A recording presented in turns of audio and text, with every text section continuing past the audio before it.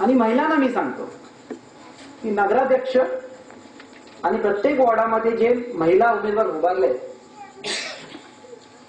ते सत्तेत आल्यानंतर कारभार त्याच करणार, त्यांचा नवरा का मुलगा करणार नाही.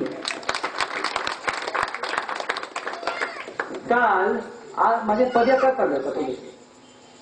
पदयात्रेमध्ये चालताना मला असं खाली बघून जायला लागतं.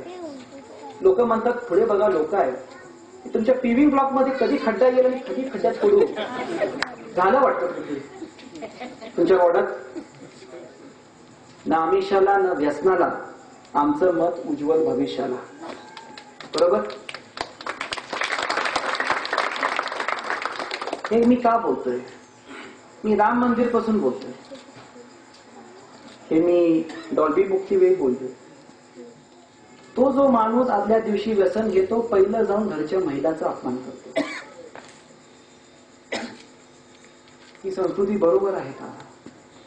आणि ही आदल्या रात्री हे जे रस्ता, गटरी, संजय गांधी, इंदिरा गांधी, श्रावण बाळ, तुमचं संडासचं अनुदान, ही सगळं पाण्याचं अडचण, ही सगळी निर्माण का झाली आहे की आपण आदल्या दिवशीच्या त्या आमिषाला बळी पडून त्या कारभाराने तिथं पोहोचवलं.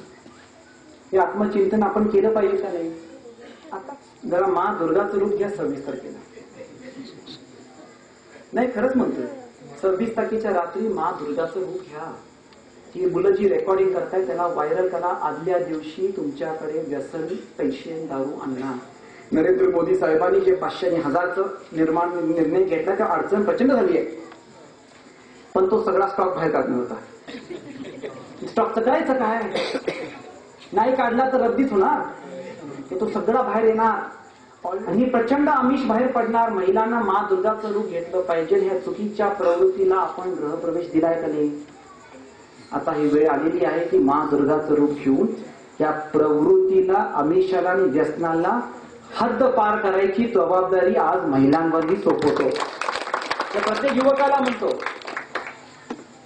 एक लक्षात ठेवा, आदल्या रात्रीच्या आमिष आणि व्यसनाला बळी पडून आपण जे चुकीचं मतदान करणार दुसऱ्या दिवशी, त्या बोटावरची शाई खोडून येईल 5 दिवसात, पण तुमच्या आमिषावर, तुमच्या आयुष्यावरची आमिषाची शाही कधीच खोडणार नाही. हे लक्षात ठेवा. लोकांनी बाटल्या मोकळ्या करून प्रॉपर्ट्या विकल्या आणि त्याच बाटल्या भरून लोकांनी प्रॉपर्ट्या बांधल्या. हे पण एक शाहू महाराज, बापूसाहेब महाराज, बाळ महाराज, राजे साहेब आणि मंडलिक साहेबांची विचारधाराने मी तुम्हाला एक आमिष आज ठामपणे देतो, तो म्हणजे तुमचा 5 वर्षाचा विकास करायचा आमिष मी तुमच्या समोर आज मांडतोय.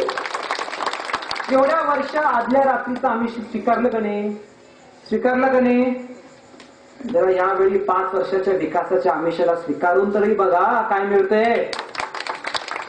मला वाटतं यावेळी महिलांचीच लाट येऊन ही सगळी भाजपची सत्ता येणार.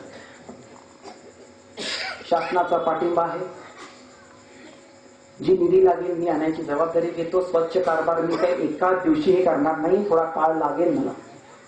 पण जे आहे एक तर आहे की मी करप्शन, भ्रष्टाचार होऊ देणार नाही. तर 27 तारखेला आपण सर्वांनी मतदान करा आणि मला खात्री आहे की येत्या 28 तारखेला आपण शाहू महाराजांच्या विचाराने, शाहू महाराजांचे कागद तर जसं शोभेल असं आपण उरूस, दिवाळी आणि ईद कागद